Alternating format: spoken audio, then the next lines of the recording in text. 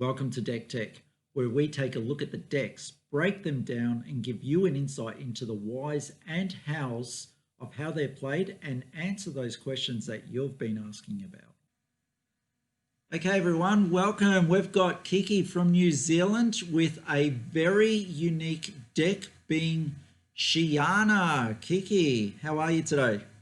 I'm doing great, thank you. How are you doing? Yeah, very good, very good. One thing while actually preparing all this is that with such a unique leader, I forgot to actually get the leader, so I'm going in there right now to pick her up.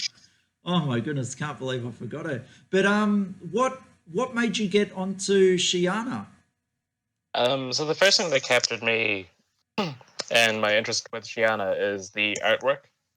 When we saw the accidental spoiler about a week before release.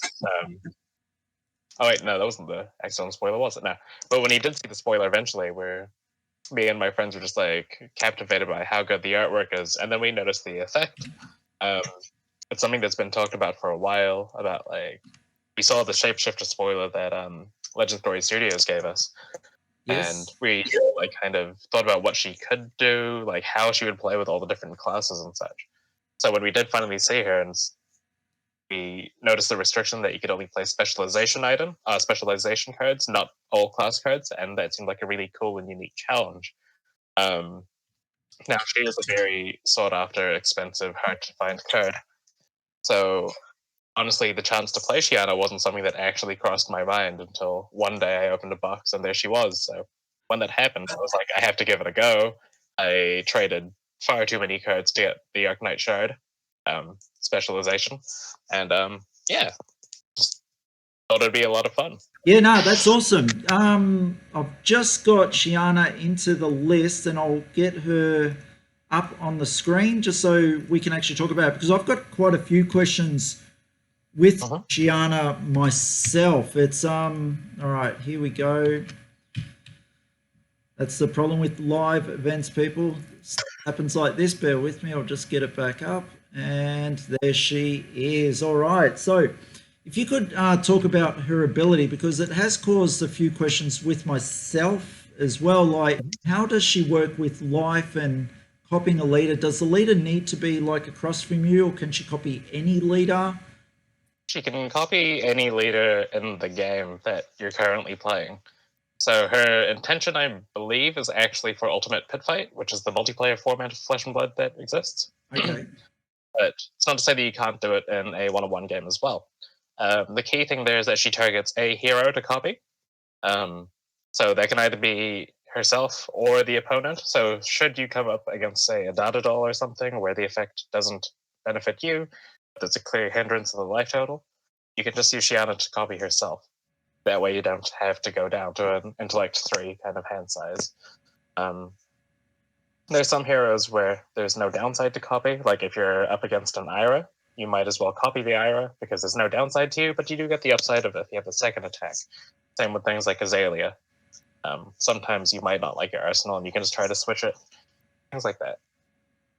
Okay. So effectively, you are pretty much the hero across from you is what you copy, but any cards that she uses can be counted as shapeshifter cards as well.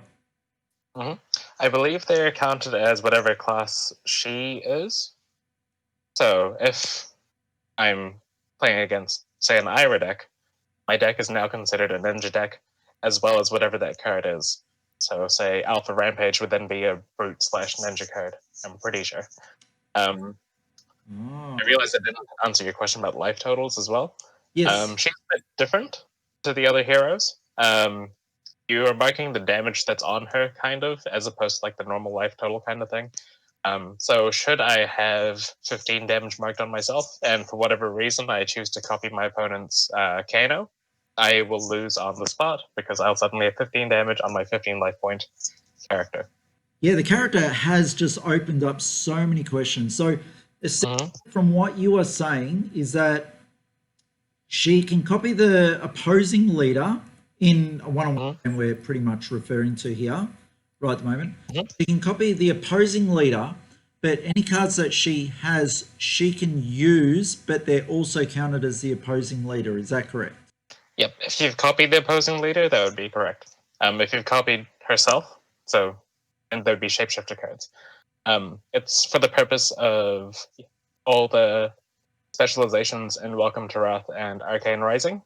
You'll notice that all the super rare specializations in those two sets are things that search for class cards, or most of them. So, for example, what's the dash specialization? Spark of Genius. That one finds a mechanologist item. So if I was to play Spark of Genius on this deck, I could find a Teklo Core, which is another mechanologist item. But if I was up against a dash, suddenly the Time Snap potion in my deck is a mechanologist item. The Potion of Strength is a mechanologist item. Or if I was to play against a brute, if I was to play against a guardian, rather, then Showtime would suddenly be able to find an Enlightened Strike or a Command and Conquer. And so essentially she won't be able to look for a particular card is what you're saying, unless she has gone for that particular class. Is that correct? Yep. So all of the searching abilities in Welcome to Wrath and Arcane Rising do require that class-specific thing. So if you are playing against that class and you happen to have the right kind of searching effect for that class in your deck, then you can definitely take advantage of that. Otherwise, you're going to need to build your deck a bit more specifically. So if you wanted to play Show Type, you probably need a Crippling Crush in your deck. If you wanted to play Spark of Genius, you probably need a Teklo Core. Things like that. Okay. So has there been times in a game where you've got stuff in your deck and you just couldn't search it because there's no shapeshifter search type cards? No. On the basis that I've built my deck specifically to... The way I built my deck is I don't want to assume what my opponent's playing. So therefore I've kind of not got that problem inherently built into my deck as such. Okay, very good. All right. Yeah. No, it gives a good rundown because there's so many questions with this leader. She opened up so many possibilities on, is this possible? Like when I first read this card, I was like, does that mean I can just choose a leader, a particular leader every single turn? But no, it has to be opposite you as well. So that makes a lot of sense. All right, getting on to Talisha, the Lost Prince. Now, it's the only equipment that she can have, very much like Merchant. Yep. The card is quite a bit more powerful than I expected. Granted, it's no better than like a Romping Club that hasn't got the boost. But on the other hand, it's also a Romping Club. Like it costs 2 to play and deals 4 damage. As we all know, 4 damage is kind of the magic number. Everything blocks for 2 or 3, so it does require that double block. The fact that you can only use it 3 times in a game seems like quite a bit of a downside, and it's not an upside, don't get me wrong. The games don't usually last long enough where you're attacking with it for a 4th time.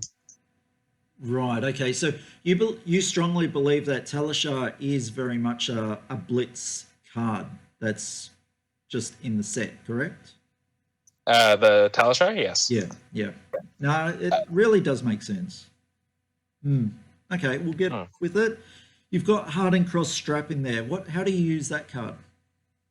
This card is really key to the deck. As we'll talk about later on, there's a pretty heavy emphasis on red cards in the deck, which means that your deck is pretty light on resources.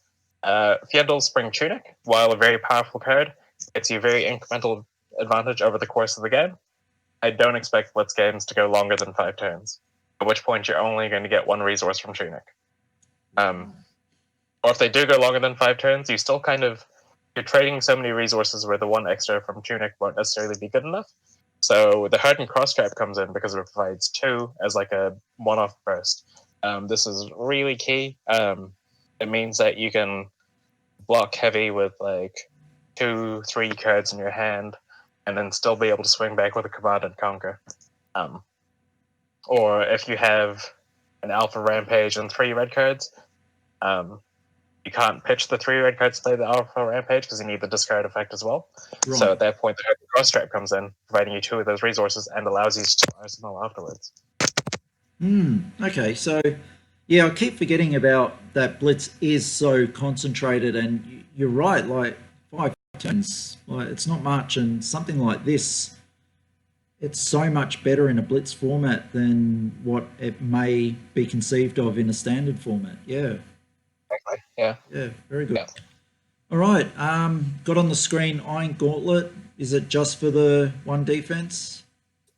Yep, it's purely for the matchups where you care about the on-hit effect. So we're looking at Warrior, we're looking at Ninja. Things where, yeah, against other classes you can kind of afford to take the 1 or 2 damage, it's fine. You're preserving your life total. Against Warrior and Ninja, they care specifically about hitting you, because then they get powerful effects like the Dawnblade counters, like Katsu's search triggers, Mask of Momentum, things like that. Yeah. Okay. Now is that the last of the? No, we've got way more equipment than that. It seems to have skipped a bit. Arcanite Skullcap. Yeah, same as Ironrock Gauntlets. It blocks. It's basically it. It blocks twice minimum. Blocks once minimum. Yep. But if you are behind, it gives you essentially 3 life. I don't expect the 3 Arcane Barrier to super be relevant, especially in this deck where there aren't actually that many blue cards. So it's mainly just the physical blocking value on that card. Are you normally behind in life playing as Shiyana? Not necessarily. Kind of depends on the matchup, I find. The deck is quite resource intensive for a deck that plays a lot of red cards because you just want a lot of high impact. So the life totals and blitz, I find, do tend to swing a lot more. So there's definitely chances for you to gain or to have essentially 3 more life for the Skullcap. That being said, I couldn't think of any better headpieces to run. Nothing really is better than Skullcap unless you're looking for specific cards. But there's no optics need on the stack. Nice. Okay. Nullrune Hood, just for the Arcane Barrier. Do you find that you use it much? Yeah, so like I was saying, I don't rate the Arcanite Skullcap's ability for Arcane Barrier 3. 3 is a really high number to get to, and you have to pay that 3. So instead, I'm playing Nullrune Hood, and along with that, the other Nullrune pieces, all 4 of them, for the Wizard matchup. Wizard is very explosive in Blitz. It can kind of get damage out of nowhere. So you kind of need that Arcane Barrier for, whereas the Skullcap, they're likely going to be less health than you throughout the game, so the Skullcap will never give you the Arcane Barrier in that matchup. Right. Okay. Excellent. Nullrune Gloves the same. Do we need to talk about that, or it's very much the same type thing as the Hood? I'm sorry, you cut out there. Sorry, the Nullrune Gloves, very much the same as the Hood? Yes, very much so. Second piece of Nullrune Barrier. Sometimes I want to switch it up with other equipment, but usually that one stays. Yep. Gambler's Gloves. Now, is it purely for the Brute matchup? It was intended for the Brute matchup, specifically KO. KO has a really powerful effect where he can double his power. So if he has a turn where he plays a couple of barraging beatdowns, even 3 of them, strips your entire hand, attacks you with another Intimidate attack, and doubles that, that's a 1-hit KO. You can't get back from that. So that's where the Gambler's Gloves comes in. It's essentially a 2 out of 3 chance of cutting that damage into a quarter. It's a concession to KO, basically. It's nice against Reinar as well. The other thing I did with it was Brayden from Choice Bros had a after party in which he created a beer called Crazy Brew. Yes. And in honor of him, I played some games with Shiyana, putting Crazy Brew in my deck and the Gambler's Gloves while we were at that bar. So a little nod there too. Funnily, you should say that, because that was going to be my next question. Have you ever thought of Crazy Brew with Gambler's Gloves? Yeah. It's definitely a lot less risky if you have the Gambler's Gloves. So I've definitely tried a few games with the Crazy Brew for a bit of fun, but yeah, mainly it's kind of...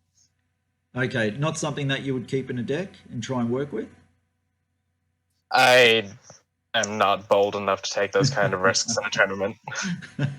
Fair enough. All right, Goliath Gauntlet. Now, this is the +2. Was it very much like what Reese talked about yesterday with just trying to get that big damage in 1 hit type thing?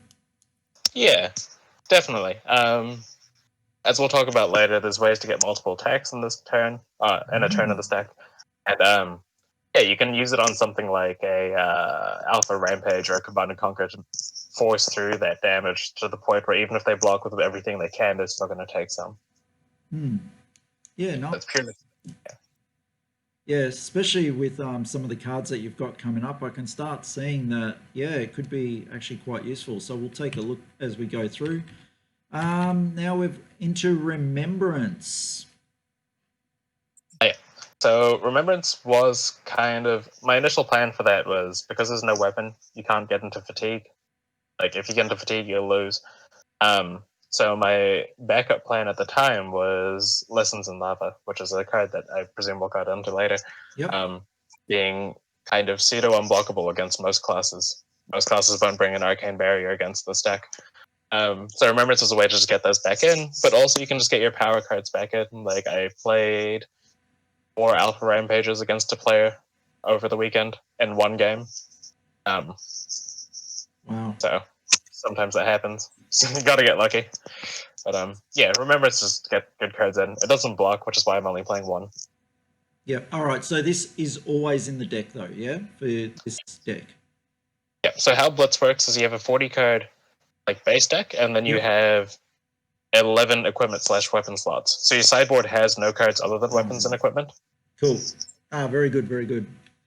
All right. Yeah, I've got to get into playing Blitz. Actually, I've only played it once, and that was with the decks that they had online. So yeah, I've really got to get into it more. But with the lockdown here in Melbourne, That's right. yeah, we've been Yeah. no games. It's crazy. Other than standard, of course, online. Arcanite Yeah. Shard, I was very surprised to see this in there. So all of a sudden, it's a very expensive deck. Yes. All I mean, Shiana didn't help in the first place, but Tell me about it.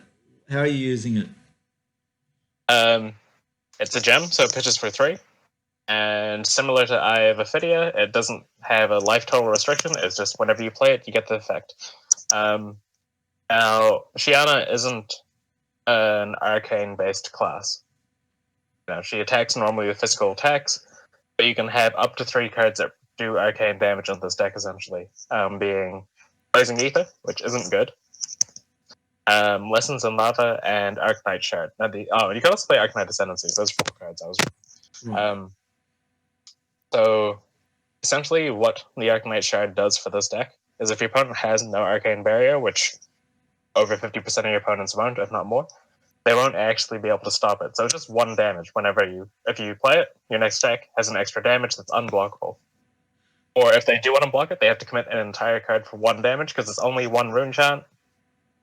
So yeah, it's just surprisingly powerful. It does have the downside of being unable to block, but it kind of helps in the late game as well. If for whatever reason you do get to fatigue and you have drone and brutality, you're attacking for 4+1 on that drone, which is a lot harder to block than say 6 damage on a drone. Oh wow. So essentially, I can see the use of it. I didn't even think of that. So you're just pitching this for the The resource, rune chant token. and you're getting a free cheap shot in each time you do it as well. Exactly. And like, who's gonna put in like rune defense when they see Shiyana? Like, it's just a free hit. Yeah. The thing that most people found when they played against me, not seeing the deck for the first time, is like I have no idea what equipment to play. There are some classes that are naturally like built in to stop that. So, for example, Rangers Legendary and Rangers Common equipment both have abilities. Both have the Yep. Arcane Barrier. Kano has the Arcane Barrier. Viscerai can have the Arcane Barrier, but not all classes do that. Like Warrior doesn't, for example. Ninja doesn't. Brute, Guardian. So yeah, it definitely like randomly hits for 1 damage out of nowhere. Yeah, no, nice. I like it. It's just random. All right, Alpha Rampage. You've talked about it. Let's go into it. Alpha Rampage is just a lot of damage. One of the reasons why I actually played this deck is I wanted to play with a lot of the cards that I've never used before. I've never actually played an Alpha Rampage before this deck. Yeah, turns out it's pretty fun to just like attack for 9 and kind of strip your opponent's resources. Like they're either forced to block with all 3 cards to take no damage, or if you have a pump on that, they're just taking a lot of damage anyway. Yeah, it's big, it's beefy, it's fun to play with.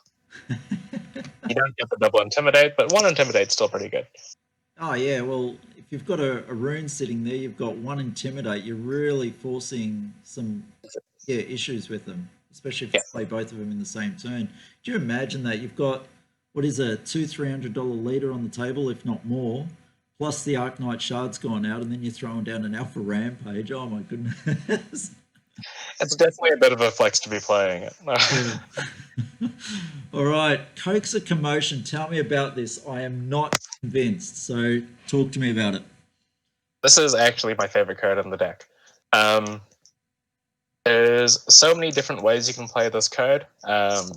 You know, you don't normally choose more than one mode. Like, if you're against a wizard deck, the other thing, yeah, it's a very versatile card. If you're against a wizard deck, or if you're against Ira, or like Guardian, for example, all these decks that can't take advantage of the go again from a Quicken token, you get the Quicken token. Or incidentally, if it's your last card in your hand, your opponent's blocked out, kind of thing, you've played it for 4 damage, you can afford the Quicken token because your opponent's not going to be able to attack you back multiple times the next turn. And then you can take their one hit and then attack back again with all your stuff. So the Quicken token, I find, is the mode I choose the most of the 3 modes that exist on the card. The second thing is the card draw. I almost never do it. Like, giving your opponent a card is so bad. Yeah, even if your opponent's like got 4 cards in hand and like a 5th one doesn't affect their hand as much, like percentage wise, you're giving them 25% more, whereas if they have 1 card in hand, you're giving them 100% more in theory, you know? Yeah. But yeah, I almost never used the card draw. The only time it came up was I had an Enlightened Strike in my hand and I needed to put a card on the bottom to attack with an Enlightened Strike afterwards. The life gain mode on it is also pretty situational. It's basically only in matchups where your life total is more important than theirs.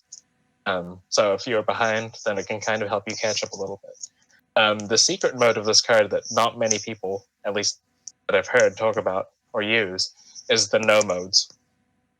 Like just choosing 0 of them. Oh, okay. So you play it as an attack. Yeah, you play it for 4 damage. Your opponent's like, I've got a bit of a life total buffer. I can afford to kind of take it, see what they kind of give me back as a resource kind of thing, and then you just choose no modes. You just hit them for 4 damage. The card is very skill testing though, and you have to evaluate the scenario you're currently in. How many cards does my opponent have? What are the life totals like? Are they going to be able to take advantage of the token? Can I get away with just getting in 4 damage? This card incidentally also works really well with things like Razor Reflex or Lunging Press or anything that kind of lets you hit and potentially Razor Reflex rather and Snapdragon Scalers. Anything that lets you go again. If you can play multiple coaxes in a turn, giving them 2 Quicken tokens doesn't do anything because they'll both crack on the same attack. Right.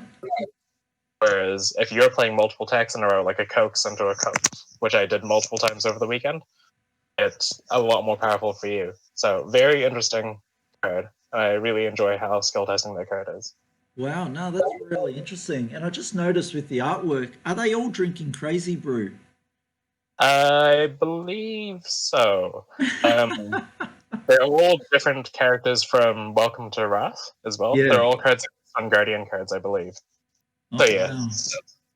No, interesting. Very interesting. I need to do a video on the Easter eggs that exist within the whole Flesh and Blood thing. So it's going to be interesting to finally get all the information to do that.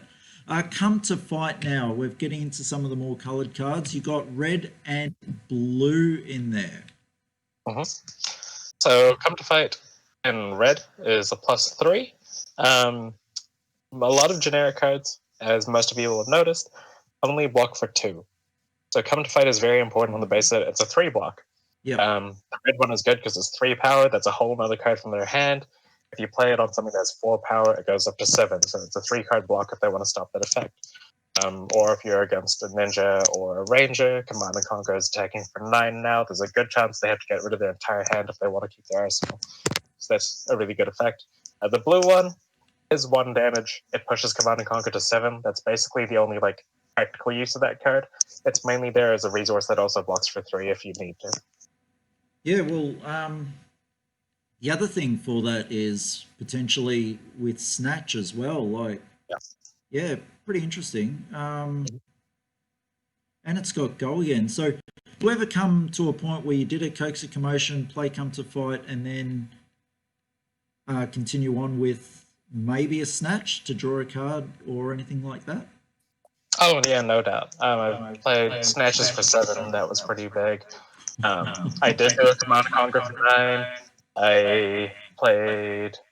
I had a turn where I went pitch a blue resource, come to fight red, come to fight red, crack the Heart and Cross Rat, crack the Goliath Gauntlets, and then Alpha Rampage for what 9 plus 8, 17 damage in one turn. Wow, that's crazy. All right. So we just talked about it, Command and Conquer. So that was one of your major attacks here to really stuff the opponent up. Yep. It's the biggest tempo swing from Arcane Rising. As soon as that card came out, it was pretty clear to me, at least that's the most powerful card. Like, people were talking about Art of War. Command and Conquer is like a huge tempo swing. If you're ahead, it keeps your opponent like on the back foot so far. It takes 2 cards from their hand, maybe more, again, if they have 2 blocks. It maybe takes the arsenal. You can threaten things like Lunging Press to get that sneaky 1 extra damage to make sure you hit that arsenal. But if you're behind, it usually takes 2 cards out of your opponent's hand, which means they're not hitting back as hard. It's just very, very efficient. It also blocks for 3, which again is pretty key considering most generic cards cannot. Yeah, no, very good. Enlightened Strike. Speaking of efficient, 7 damage for like if you view the card that you pitch at the bottom as a resource, it's 7 damage. It's 5 damage with Go again. It draws a card if it's the end of your chain. Like, this card is just super efficient. 5 is such an awkward number to block. Requires 2 cards, but it's like inefficient. 7's an awkward number to block. If it used 2 cards, you still get damage through, or they block with 3 cards. Like, everything about Enlightened Strike is just like tuned to be the most efficient card you can have in the game. Except for the fact that if you're behind and you have to block a bunch, it's the first card you should block with. Outside of that, you know, like, it's too difficult to play that if you're going to have 0 cards in hand, kind of thing. Yeah, when they first started to talk about bringing in potential cards to be limited and that, I thought this was going to be it. But yeah, they came up with no cards. You could play with everything except go bananas, really. But all right, Fate for Scene. Fate for Scene, as I've already mentioned, generic cards don't block very well normally, so you need the defense reaction in this kind of deck.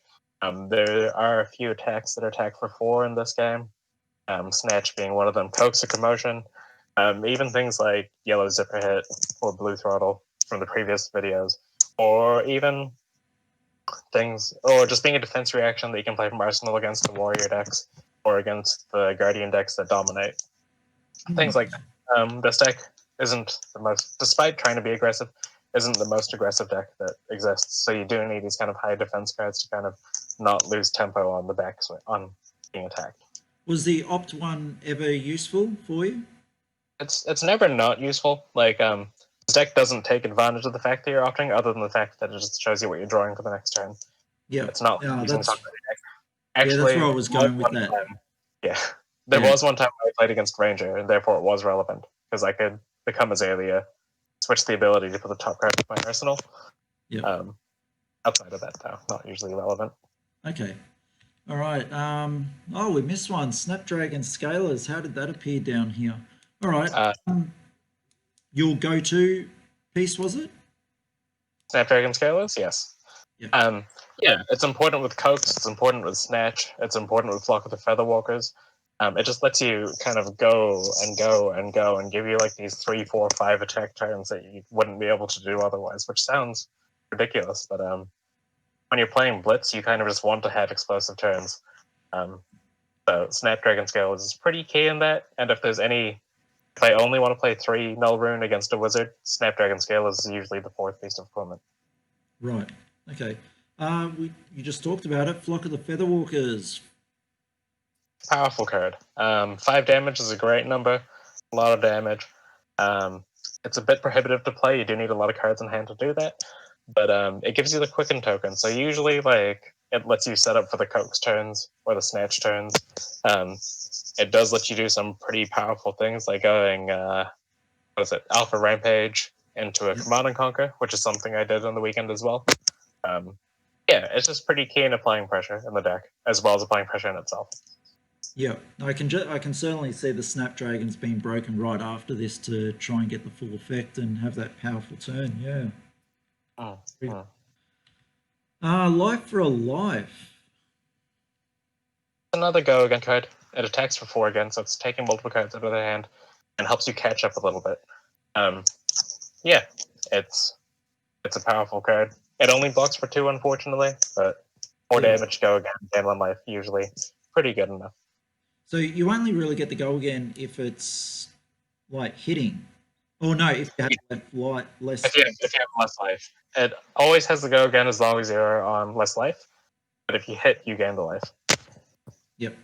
Okay. Razor Reflex, go-to card, no doubt for attack reaction. Yep. Works really well with Coax of Commotion, turns it from 4 to 7, so a double block goes over the top of that. Same with Snatch. These are pretty classic interactions that you got from like Welcome to Wrath onwards. Razor Reflex is always important with these 0-cost cards. Yeah. Scar for a Scar, still a very good card. Still a very good card. Similar idea with Life for a Life. You're just wanting to get a lot of attacks in one turn. Because of the nature of Blitz and how explosive it is, if your opponent has an explosive turn, you can kind of just tank some of that damage and then get back with these Life for Life, Scar for a Scar, and try to swing back the tempo that way. Yeah, nice. Sink below for the defense. I know it's situational, but what have you found that you're pretty much discarding and looking for once you use this card? If you draw a handful of reds, you'll usually put like a red card on the bottom to try to draw a resource card, be it a blue or yellow. If you're the opposite and you have all resource cards, we put one of those to try to draw a more offensive card. If I'm trying to close the game out, my opponents have no defense reaction, no arcane barrier rather. I'm just trying to find the lessons in lava to close the game out. So Nice. the searching effect on this is definitely, it feels more relevant than say the Fate Foreseen, but first and foremost it is a defensive card. Yeah, Keep your life nice. We've talked about it. Snatch, 0 costs, 4 attack. Great card. Fantastic card. Usable in so many different classes. It's just big damage. Tempo as the card advantage lets you put a card into arsenal. Or should you have a Quicken Token or Snapdragon Scale as available, you can go for those huge explosive turns. Yeah, I think it's been one of the most influential cards from Welcome to Wraith, actually, along with Enlightened Strike. Snatch and Enlightened Strike really sit in that same level for me. No doubt, no doubt. Yeah, Lessons in Lava. Tell me how you went about this one now. So when I built the deck, I was looking for specializations. Obviously, that's what you want to do with this deck. You want to find the cool, unique cards. Most of the specializations block for 3, if not all. Yeah, most of them block for 3, which is pretty key. So you wanted to have specializations in your deck. And like I mentioned, I didn't expect people to have like 3 arcane barrier against me, unless you're like one of the decks that has it incidentally. No one's going to be citing that in. So essentially, the way I view this card is that this card is close to unblockable in like 75% of your matchups. And not only that, it then finds you your next one for the next turn to do it again. Whether you use it as a resource or you just want to use it as damage, like the card is like a pretty good way to close the game out. You do have to be careful if your opponent does have the Arcanite Skullcap, because this deck doesn't kind of explosively kill your opponent. There are situations where it can actually be less than you, and then kind of counter the lessons in lava otherwise. So sometimes you do just want to use it early game. But sorry, excuse me. Yeah, no, it's just good for getting that unblockable damage along the same lines as the Arcanite Shard. Interesting. And you don't have any other wizard cards to actually look forward to taking that other. No, there's no other arcane damage. The only other arcane damage cards you can play is Blazing Aether, which doesn't do anything because you're not dealing enough. You're not comboing off with arcane damage, so that doesn't do anything. Yeah, so it's just Lessons in Lava. It finds another copy of itself. Why do I think that when Monarch comes out, Shiyana is going to get a little bit of a boost? I have a feeling. I've heard from the man himself that Shiana has the man himself being James White, Shiana has a pretty special place in his heart. He has a really nice story about it. If you ever get to talk to him about it, I'd recommend asking. Writing that one down. Yeah, I am. Good ideas. Otherwise, yeah, she's royalty, right? That's her whole character point. She's part of this upper class. Oh, yeah, she's royalty. And the next set is monarch. So you can only assume, like from that alone, that there's going to be some sort of support there, even if the support is like specializations from other classes.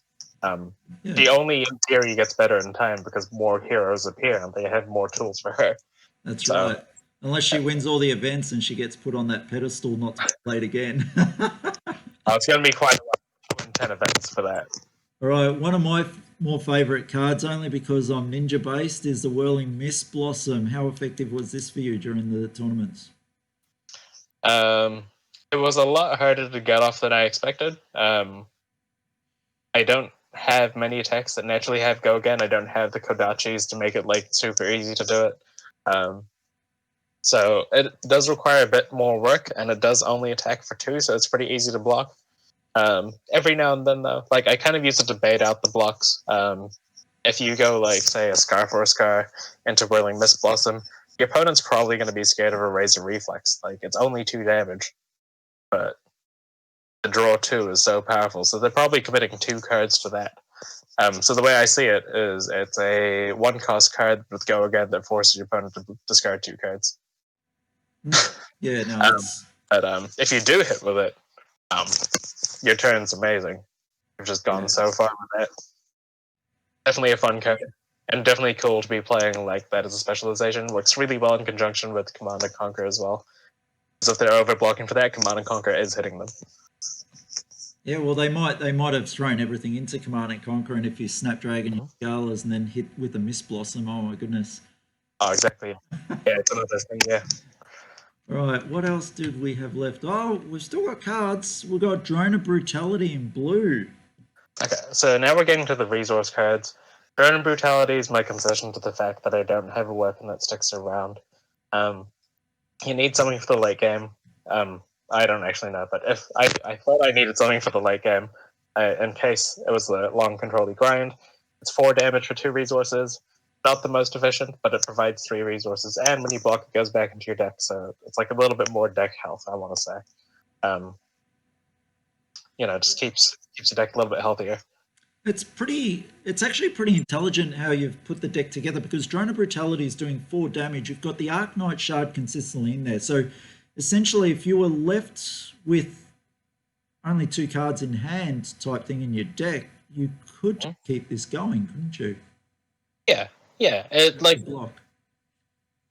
It's resources for the weapon. I've also kind of set the deck up so that should my last 5 cards be Arcanite Shard, because you can't block with it, your last ditch efforts, which we'll come onto later, and one of them's an arsenal, for example, and then like these 2 drones, you can get this turn where you're going like pitch Arcanite Shard for a last ditch effort for 8, and then pitch your drone for the second last ditch effort, cracking your Arcanite token, your Runechant token. There was very much a game plan for the very, very late game. It's just never gotten to that point. Blitz was a lot more aggressive than I expected. Yeah. No, it's still, I like the think behind it. So last ditch effort, as you've talked about, if you have no cards in your deck, it gains +4, which is where you got that 8 damage from, and go again. It's a very powerful card that other classes have definitely used to that kind of advantage. Mainly Warrior and Guardian back in Welcome to Wrath constructed. It was just such a powerful late game closer that just kind of could kill your opponent from out of nowhere at a very low resource style game. In this deck, the main thing it does is that it pitches for 3 resources and blocks for 3. Those are like kind of magic numbers again because of all the 2 defense cards. Yeah, I've yet to actually play the card as an attack. I see it in a few decks. A lot of people are including it as a 1 in their whole deck structure type thing. So it's very interesting to see that people have very similar ideas on this one. All right, we'll keep going on. We've got the Null Rune Robe. We won't need to talk about that. Lunging Press, resources, and just for the surprise damage. Exactly. Mainly it's used as a resource kind of card. But you have some pretty powerful on-hit effects like Command and Conquer, like Whirling Mist Blossom, where you just kind of need that extra damage to go through. I did manage to beat an opponent when I played a Flock of the Featherwalkers, 5 damage. They were on 1. They blocked for exactly 5 because no one expects a living press on a Flock of the Featherwalkers, right? Like, so yeah, it's just random surprise damage, but mainly it's the resource. Right. Okay. Let's move. Also, Coke's promotion is the other thing. Another powerful on attack. And you went for the blue unmovable. So, again, it's mainly another resource card, but it's also a concession to Warrior and Guardian. Because there's no sideboarding in this, in terms of like the deck, it felt impractical to play like a red unmovable. That card doesn't pitch for enough. So yeah, it's a defense reaction that blocks for 6 from Arsenal, 5 from hand if you need to. Mainly it pitches for 3. You do get into some awkward situations against like the go wide style decks where it doesn't block efficiently, but it's kind of a concession I felt like I had to make for these bigger, taller decks. Yeah, excellent. All right. And the last card was just Nullrune Boots. We don't really need to talk about that. So, wow, no, that's really good. I'm just going to get Shiyana back up on the screen. All right, there she is. So, no, thank you for taking the time with that. That was an excellent rundown of a hero that we don't really see much. 2 reasons. One, it's a hard card to get. Secondly, people just don't understand it, but I think you've given quite a bit of clarity on how you would play it. What were the classes that are your hardest challenges when playing Shiana? I had a fairly decent, like 50-50 matchup against like the Ira decks, I suppose. That one came about just blocking crucially kind of thing. Mechanologist was pretty rough. So Dash specifically, her attacks don't have powerful on-hit effects, but they do have a lot of power and a lot of go again style effects. And because I don't have like the weapon to apply pressure back, blocking is really difficult in that matchup. So I kind of just have to take the damage and then hit back harder is the idea. But that matchup is really hard to win. I've come close quite a few times now, but like actually winning it is pretty rough. Wizard is the deck of the weekend for Blitz, I think. It's explosive. It can easily deal 15-20 damage out of nowhere, especially with Cindering Insight. Cindering Foresight? I can't remember the name. So that one, I've managed to have a winning record against somehow. But that deck can definitely just beat you out of nowhere. And I have yet to play against a KO deck, but I'm pretty sure that's going to be an exciting one. To kill me out of nowhere. But incidentally, I can also copy the KO, and unlike KO, I can play Alpha Rampage, whereas KO can't. So, maybe I've done 18 damage Alpha Rampage coming for them when it happens. Yeah, no, great. Look, that's interesting that you talked about Kano like that. I've only taken Kano in Blitz against Runeblade, and I had a lot of trouble. Like, I don't even think I actually won a game, and I had about 4 or 5 games against it. So it's interesting to see that, well, I'm not a great player, but it's interesting to hear that you're actually quite worried about Kano. Yeah, Jason Chung, who's one of the game developers, was playing Kano throughout the weekend at some casual games and also at one of the event. And yeah, the things he did with Kano was ridiculous. He just kind of, there were some games where he kind of took your damage and then just managed to fork lightning you for lethal without you taking any damage before that, despite your arcane barrier, kind of thing. Kano's a very difficult class to play in the first place. It definitely takes a very skilled and practiced kind of player. I've never seen anyone play Kano well without having played it for months beforehand. Right. It's the easiest way to describe it. Man, you guys in New Zealand, you get so much playtesting done. You should really just hold camps there, yeah? Flesh and Blood camps where we guys from like Australia and that can just come and have a weekend there. Actually, that would be an awesome idea once the world kind of gets more free. Like, maybe I could look into it. Yeah. All right. Well, thank you for your time today, everyone. This is Kiki's deck for Shiyana. Put details in the comments. Kiki, know what you think about it. And yeah, let's go from there. All right. Thank you for your time. Thank you, Kiki, for today. Thank you all. Have a good day. Really hope you enjoyed that episode of Deck Tech. If you did enjoy it, please let us know in the comments. Hit subscribe if you haven't, and tell others about the Deck Tech, because I make this just so we can share it around and people can make the game better. Okay, have a great one, guys. See you on the next video.